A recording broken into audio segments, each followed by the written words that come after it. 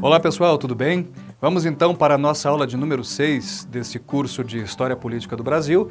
Falaremos agora de um período mais longo do que os anteriores que trabalhamos aqui, nas nossas últimas aulas. Falaremos agora desse período conhecido genericamente como Segundo Reinado, o período em que o Brasil esteve sob o governo de Dom Pedro II. É um período longo, como vocês podem ver, 49 anos, quase 50 anos, de uma certa estabilidade. Se nós comparamos Dom Pedro II com Dom Pedro I, ou ainda esse Segundo Reinado com o período regencial que o antecedeu, nós estamos falando de um período de uma certa estabilização política, econômica no Brasil, nem tanto social, talvez, nem tanto social, enfim, mas nós estamos falando de um governo que não chegará também ao seu fim. É curiosa essa coisa, né?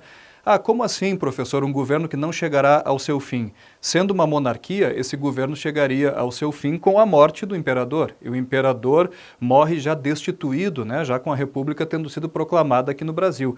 Assim como seu pai, Dom Pedro I, também não governará até sua morte aqui o Brasil, né, abdicará depois de 9 anos daquele primeiro reinado. Então, nós podemos ver que no Brasil essa questão do poder, da sucessão do poder, sempre permeada por muitas disputas, né, não permite muitas continuidades. É interessante a gente fazer isso como reflexão.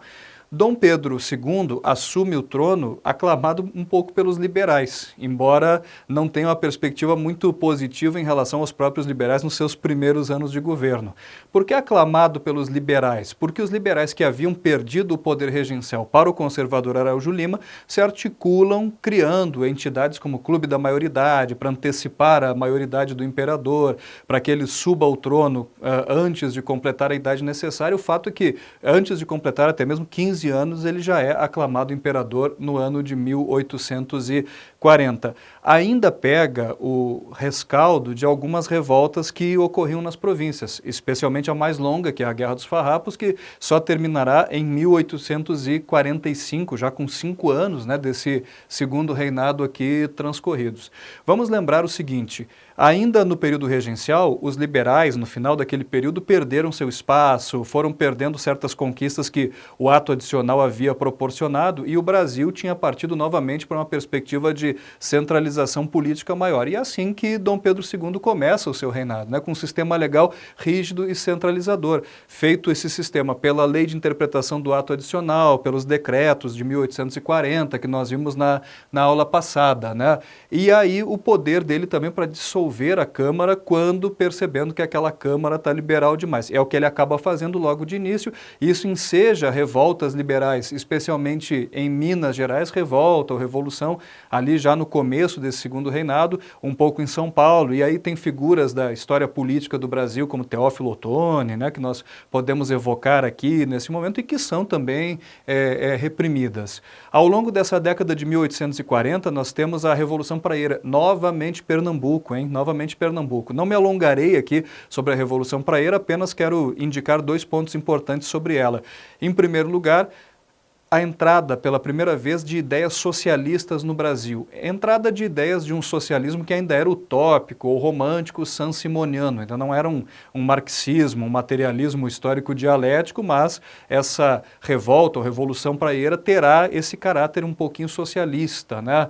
Em segundo lugar, a participação, talvez, isso é um pouco contestado, do grande Abreu e Lima, general Abreu e Lima, que é uma figura importante que o Brasil deveria conhecer melhor, né? Que chega a ser até general de Bolívar, lutando pela independência da Venezuela, retorna ao Brasil, tem uma biografia bastante interessante. E mais uma vez, né, Pernambuco na vanguarda, né? Pernambuco na vanguarda das rebeliões, das insurreições aqui no Brasil, né? Como em tantos casos aqui que nós estamos estudando ao longo dessas aulas. Bom, Dom Pedro II também governa sob a égide, sob a vigência do poder moderador, essa distinção entre poder moderador e poder executivo. E com isso ele tem poderes inclusive sobre o parlamento, ele tem poder sobre o legislativo, isso é bem importante, né?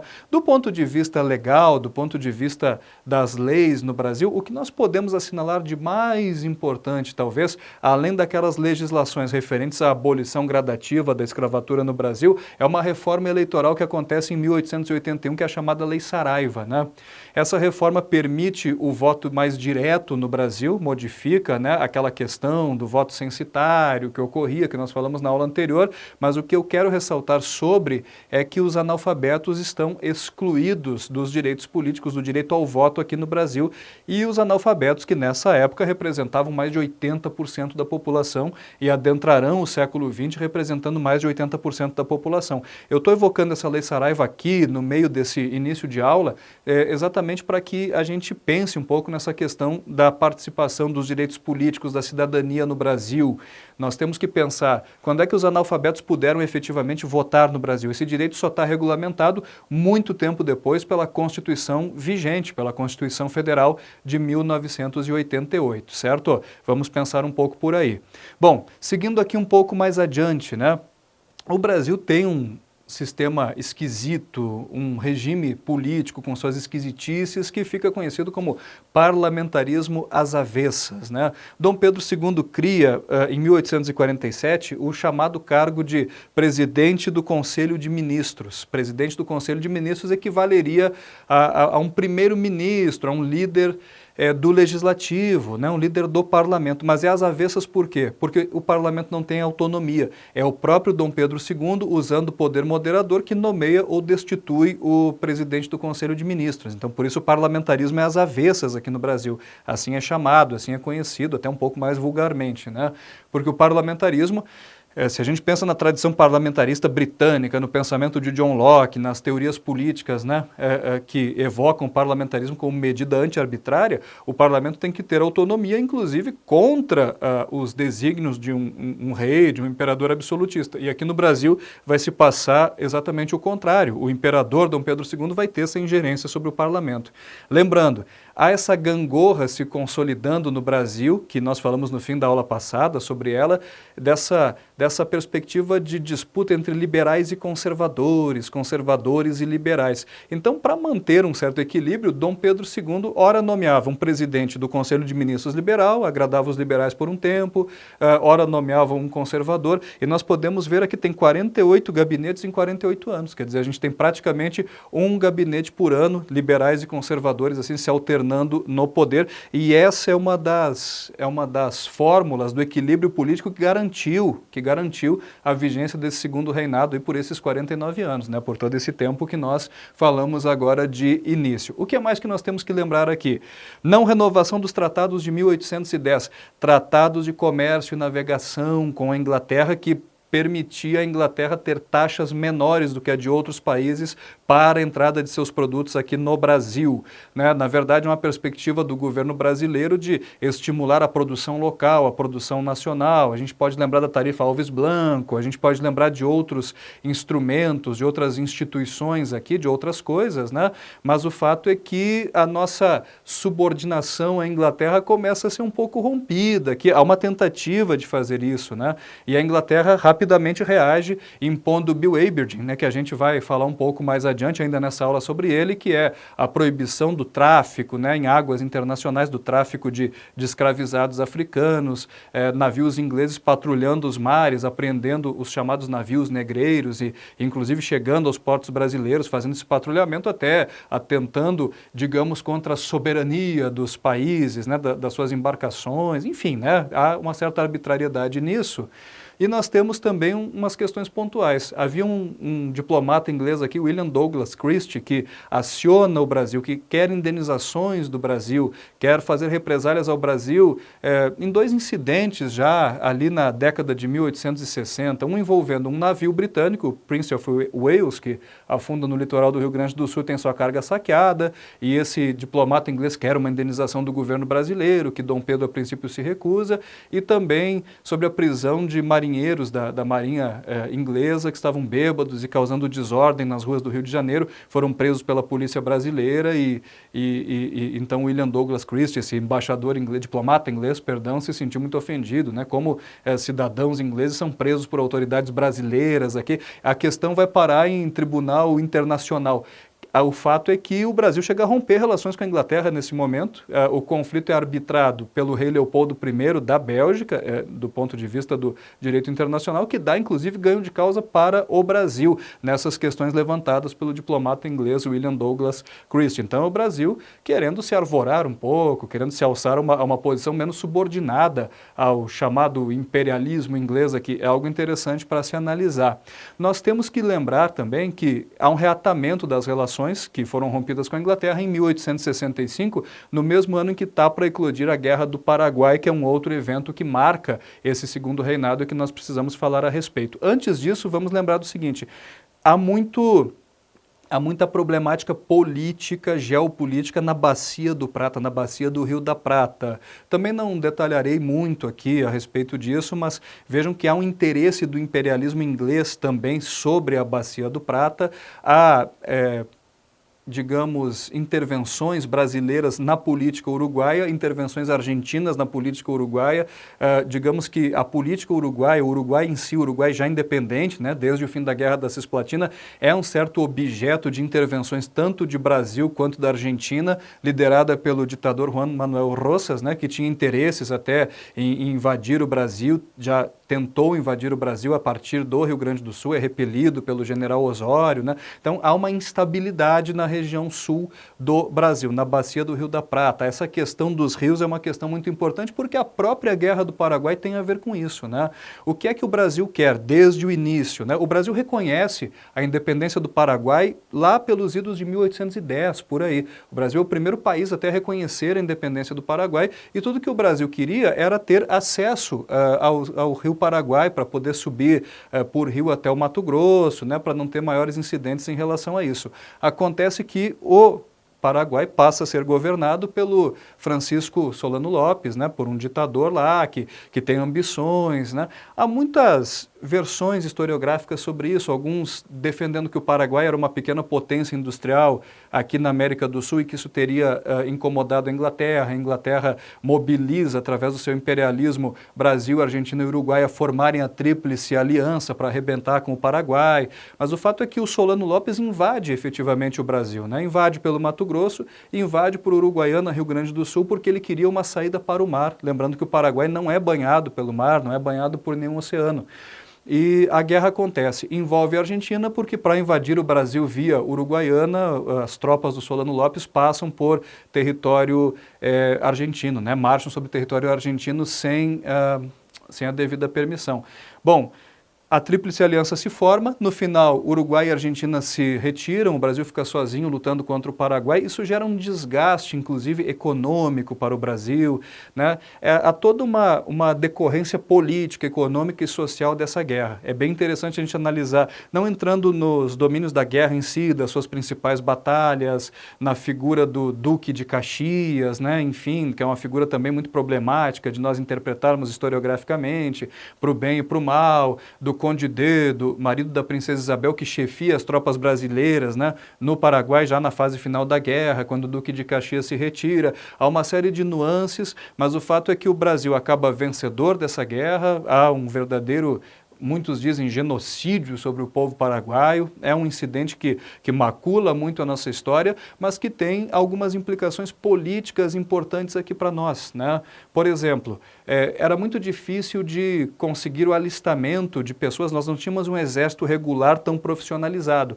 O exército se profissionaliza com a Guerra do Paraguai e, mais do que isso, se politiza com a Guerra do Paraguai, se tornando um instrumento importante depois para a própria derrubada da monarquia, né, na década seguinte, já nas 2 décadas seguintes a gente vai ver esse processo acontecer, uma efetiva participação dos militares na política brasileira, como agentes políticos, é uma consequência da Guerra do Paraguai do ponto de vista que nos interessa aqui para esse curso. De mais a mais, é uma guerra que endivida o Brasil, é uma guerra que não amplia o território brasileiro, o Brasil não teve nenhuma conquista territorial a partir dessa guerra, né? É uma guerra que terá as suas consequências aí, como eu disse. Bom, o que mais que acontece aqui nesse período? Bom, antes da gente pensar na queda da monarquia, na queda dessa monarquia com questão religiosa, com a própria questão do fim da escravidão, com a questão militar, que nós falaremos agora, né, nesse encaminhamento final dessa aula, eu gostaria de mencionar algo importante aqui, que tem a ver com a internacionalização do Rio da Prata e do Rio Amazonas. Como eram nossas relações com os Estados Unidos durante o Segundo Reinado? Isso é um ponto pouco abordado, fala-se muito na nossa relação com a Inglaterra, mas deixa-se os Estados Unidos de lado. Os Estados Unidos queriam a internacionalização do Rio Amazonas, né, para poderem navegar por lá e tal, e o Brasil se recusava a isso até que acaba aceitando, até que acaba internacionalizando, porque havia uma certa contradição, né, na postura do Brasil. O Brasil defendia a internacionalização do Rio da Prata para o seu uso, para a sua navegação, e lembrando que o Rio da Prata separa Uruguai e Argentina, né, ele não está em território brasileiro, embora ele seja um rio alimentado por afluentes provenientes do Brasil, rios que passam pelo Brasil, e ao mesmo tempo que o Brasil queria essa internacionalização do Rio da Prata, não queria permitir a internacionalização do Rio Amazonas. Eu estou tocando nisso porque hoje existe toda essa problemática, toda essa discussão aqui sobre a internacionalização da Amazônia de um modo geral, claro que respondendo a outro tipo de argumentação, a outros interesses, a um período mais contemporâneo, mas se a gente pensar um pouquinho, a gente consegue encontrar certas conexões de sentido aí. Bom, vamos nos encaminhando agora para as questões que levam ao próprio fim da monarquia. A chamada questão religiosa, o fim da escravidão, a gente tem um movimento republicano, né, que vai se desenvolvendo, que vai se consolidando, e a gente precisa passar um pouquinho sobre tudo isso para ver como esse regime de Dom Pedro II caiu. Começando aqui, voltando para o slide anterior, questão religiosa. Estado e Igreja no Brasil atuavam em conjunto, isso estabelecido pela Constituição de 1824 e pela nossa própria tradição de uma colonização que foi feita por interesse econômico, interesse catequético, interesse evangelizador jesuítico, né? E havia um certo... Era um regime um pouco estranho, né, para nós hoje pensarmos, por exemplo, que bispos, padres eram servidores na prática do Ministério da Justiça, né? Eles eram funcionários públicos e como funcionários públicos eles tinham que acatar ordens do governo brasileiro. Acontece que alguns elementos da Igreja Católica começaram a acatar ordens da Igreja antes, acima das ordens do governo brasileiro. Houve uma polêmica envolvendo a maçonaria, amplamente divulgada no Brasil, né, da qual o próprio imperador era membro, fazia parte, e houve uma postura da Igreja Católica de romper com a maçonaria num certo momento do século XIX, porque a maçonaria na Europa era declaradamente inimiga da Igreja. Então, 2 bispos aqui no Brasil, seguindo a orientação da Igreja, pregam contra a maçonaria, rompem contra a maçonaria, contrariando ordens, determinações e interesses do governo brasileiro. E esses bispos são processados pelo próprio governo brasileiro, acabam presos, são anistiados algum tempo depois, mas isso gera um atrito com a Igreja Católica, né? Até com uma base de sustentação ideológica do próprio regime, né? Lembrando que toda monarquia, invariavelmente, tem uma base, tem um apelo religioso para a sua legitimação. Então, a questão religiosa aqui não é de todo descartável para a gente entender essa crise que acomete a monarquia no Brasil. Isso é um ponto importante. 2, o próprio fim da escravidão. Tem uma série de tópicos que eu listo para vocês aqui, que é muito importante a gente fazer um certo levantamento histórico de como gradativamente a escravidão foi sendo abolida no Brasil, ou como foram sendo feitas tratativas ou até imposições inglesas para que isso ocorresse, né? Já na nossa independência, houve um condicionamento que eu mencionei na aula anterior. A Inglaterra reconhece a nossa independência desde que o Brasil também se comprometa a abolir gradativamente a escravidão. Na realidade, desde tratados de 1810, que Dom João VI havia assinado com a Inglaterra, né, na transferência da corte para o Brasil, isso já estava previsto. Mais adiante, nós temos a Lei Feijó, que declarava livres os escravizados, né, desembarcados no Brasil, tentando cumprir esse acordo feito com a Inglaterra, que previa o fim da escravidão para o reconhecimento da nossa independência, independência para 1830, é uma lei que não teve efeito prático, né? Na realidade, é uma lei que não se consumou, que não se efetivou em termos concretos, em termos reais. Mas Lei Feijó, lembrando do período regencial, do tempo da regência trina, quando Diogo Feijó era ministro da Justiça, é mais uma elaboração daquele período. Tem o Bill Aberdeen, né, de 1845, que é essa proibição do tráfico e essa fiscalização dos mares por navios ingleses, a apreensão até de navios brasileiros que foram buscar gente para escravizar na África e tal e coisa. O Brasil responde em 1850 com a Lei Eusébio de Queiroz, que determina o fim do tráfico, o fim da entrada, né, de escravizados no Brasil. Isso vai desencadear aqui no Brasil uma certa transferência forçada, né, dos escravizados do Nordeste para o Sudeste.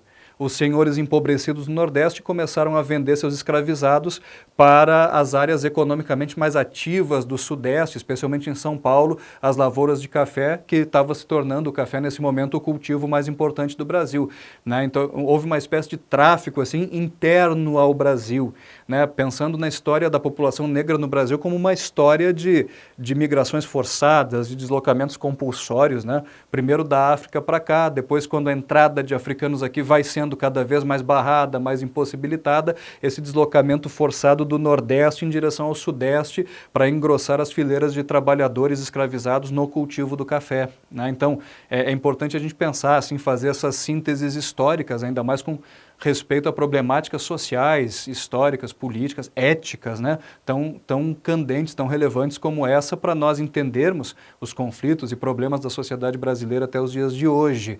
Mais adiante, como os senhores não queriam que seus filhos fossem incorporados ao exército para lutar na Guerra do Paraguai, os senhores mandavam seus escravizados. Então, qualquer sujeito que tinha um indivíduo escravizado, que trabalhava para ele, ao invés de mandar seu filho, né, se voluntariar para lutar no Paraguai, mandava um escravizado qualquer. Isso gerou críticas na sociedade brasileira, isso começou a gerar um certo debate. Tanto que na fala ao trono de 1867, Dom Pedro II até estimula o debate do tema sobre a continuidade ou não da escravidão no Brasil, né? José Bonifácio, que é um dos artífices da nossa independência, já na década de 1820, 1830, nessas décadas já dizia que a escravidão produziria um mal contínuo para o Brasil, já era a favor da sua abolição. Então, esses discursos não surgiram nesse momento, mas eles se agravaram nesse momento aqui, né?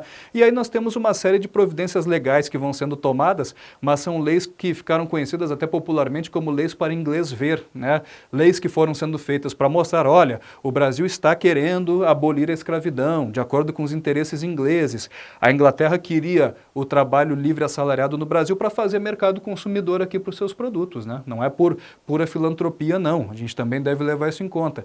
E aí foram sendo feitas leis aqui pelo Estado brasileiro, como a Lei do Ventre Livre, de 1871, que determina que todos os filhos escravizados nascidos a partir da sua promulgação estariam livres e que os senhores, a partir até os 8 anos de idade, teriam que dar providências a respeito da criação, da alimentação, da sobrevivência dessas crianças, mas podendo utilizar os seus serviços até os 21 anos de idade, né? Nasceu livre, mas até os 21 o teu senhor eventualmente pode te escravizar também. Ora, como o escravizado geralmente não vivia muito mais do que isso, né? Dependendo do seu serviço, é uma lei até pífia, né? É uma lei de efeito prático nulo, ou praticamente nulo, assim como mais adiante a chamada Lei Saraiva-Cotegipe, né? A lei dos sexagenários, que determinava que todos os escravizados com mais de 60 anos estariam livres. E aí, a expectativa de vida dos escravizados alcançava os 60 anos, gente? É evidente que na maioria dos casos não. Então é mais um caso de lei para inglês ver. Há um movimento abolicionista que vai assim tomando conta da sociedade, vai tomando conta da sociedade brasileira, vai se tornando um debate. O Brasil já conta, né, com pessoas vivendo em centros urbanos, profissionais liberais, o Brasil já tem uma imprensa própria, né, desde a vinda da corte para cá, então nos jornais artigos vão sendo publicados, e nós temos lideranças intelectuais como Joaquim Nabuco, né, que escreve lá sobre o abolicionismo. Há toda uma campanha abolicionista que envolve a sociedade brasileira e que tem até uma certa adesão da sociedade brasileira em seu favor. Vamos abolir a escravidão. É vergonhoso que o Brasil ainda ainda mantenha isso quando o mundo todo já extinguiu, né, essa forma compulsória de trabalho e de propriedade de gente sobre gente. Então, é alguma coisa que ganha terreno na sociedade brasileira.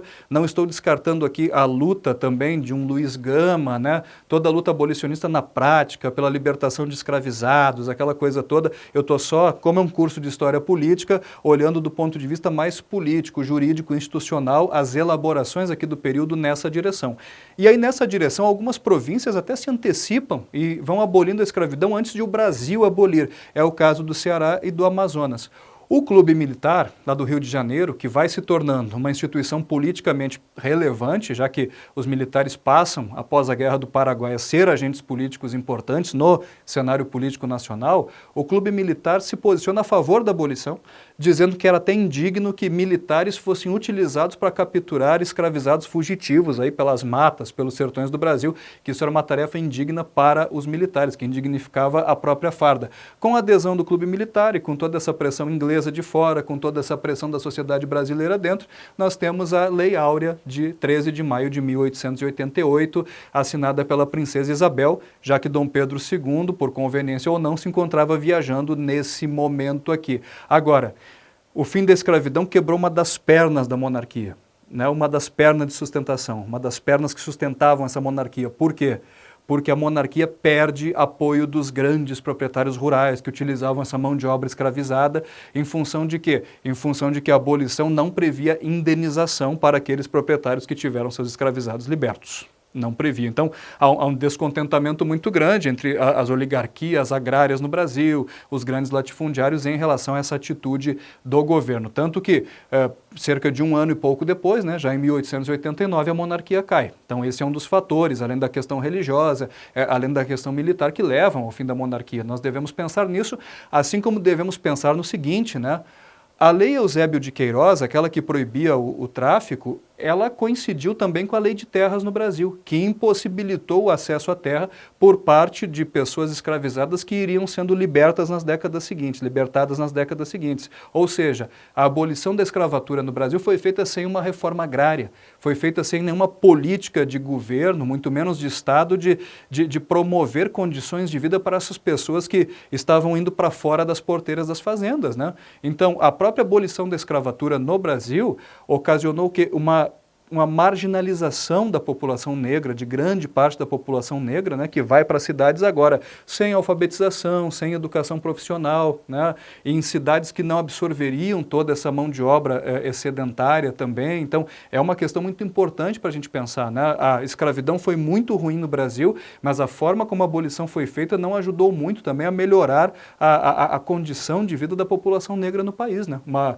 abolição desacompanhada de reforma agrária, de uma redistribuição de terras, de políticas sociais que até hoje estão em luta por implementação, é algo que a gente deve refletir sobre a nossa própria história aqui. Bom, nós temos um movimento republicano que vai surgindo no Brasil, especialmente a partir de 1870, né? Liberais descontentes com o governo se aliam a republicanos históricos, os militares, né, tomam parte nisso também, a partir da incorporação das ideias positivistas de Augusto Comte, que é um pensador francês, pai da sociologia, e é também um pensador republicano, ideias que entram na vida militar no Brasil a partir da Escola Militar da Praia Vermelha no Rio de Janeiro, a partir do Benjamin Constant Botelho de Magalhães, que era professor lá, né? Mas lembrando, né, gente, ideias republicanas, como eu mencionei em outro momento, não eram novidade na história brasileira. Na Inconfidência Mineira, na Sabinada, na Revolução Farroupilha ou Guerra dos Farrapos já havia, né? Na Revolução Pernambucana já havia ideias republicanas, na própria Confederação do Equador isso aparece um pouco também, né? Mas agora isso toma uma forma, né, um pouco mais robusta, se transforma num movimento que vai ganhando mais adesões, e esse movimento republicano, toda a propaganda republicana que se institui no período, os clubes, igrejas, apostolados positivistas divulgando ideias republicanas, tudo isso é uma campanha também muito grande para a derrubada da monarquia, que finalmente vai acontecer no dia 15 de novembro de 1889, embora tal como ocorreu com a independência, com baixa participação popular, e até mesmo a gente pode dizer que a proclamação da República não teve um grande entusiasmo popular no Brasil também. Não teve participação, nem mesmo muito interesse, muito entusiasmo da população brasileira em relação a essa mudança de regime político no Brasil. Mais duas coisas importantes para a gente falar sobre essa aula aqui, antes de finalizá-la. Primeiro, o debate centralização versus descentralização continua muito presente, mesmo nesse final de monarquia. Nós temos um Visconde do Uruguai que defende a centralização, governo forte centralizado, um político então jovem chamado Tavares Bastos que defende o federalismo, uma descentralização inspirada num modelo estadunidense, e essa descentralização, mais no final da monarquia, ganha adesões de gente como Joaquim Nabuco, Rui Barbosa, que vão defender, pelo menos momentaneamente, como é o caso aqui do Rui Barbosa, uma descentralização maior, né, do Estado brasileiro, da sua organização, da articulação entre as partes. Mais do que isso, para a gente fechar, né, a questão do café, a questão da imigração, a questão da lei de terras no Brasil, que é algo muito importante, porque se fala hoje em reforma agrária, né, uma das lutas sociais mais importantes no Brasil. Isso tem reflexos políticos, como teve a criação do INCRA décadas atrás, né, de legislações de reforma agrária no Brasil, como a Constituição de 88 mesmo vai trazer. Houve uma lei de terras no Brasil, essa de 1850, né, 2 semanas após a promulgação da lei Eusébio de Queiroz, ela é promulgada, não muito por acaso, né, é para impedir o acesso à terra, à população escravizada que seria liberta, com certeza a gente pode afirmar isso. Agora, essa lei de terras, ela favoreceu o latifúndio. Ela substitui uma velha lei portuguesa, né, de doação de sesmarias e tal. A lei de terras brasileira de 1850, ela atraía imigrantes, ela queria demarcar terras para venda, desapropriar terra para venda, mas ao mesmo tempo favorecendo o latifúndio. Então, nossa estrutura fundiária no Brasil é composta majoritariamente por latifúndios, nas terras agriculturáveis, aí voltada para exportação, etc., né, como a gente tem a nossa configuração do agro, do setor primário hoje, mas muito em função dessa lei aqui. Né? Somente com a Constituição de 88 é que essa lei de terras perde o seu efeito, quando a Constituição de 88 traz a questão, a premissa, né, do uso social da terra. Né? Há o direito de propriedade, mas há também a questão do uso social, né, do sentido social da existência de terras agriculturáveis no país. Fica como uma dica para a gente pensar nessa questão de luta pela terra no Brasil, que é uma questão muito candente. A própria questão quilombola não deixou de ser luta pela terra, Canudos não deixou de ser luta pela terra. Não é uma invenção dos dias de hoje, de movimentos sociais atuais. Isso sempre foi um ponto muito tenso, muito complicado na história brasileira, desde a época colonial, passando pela monarquia e adentrando a República, que nós conheceremos melhor, a primeira fase da República, a República Velha, na nossa próxima aula. Até lá!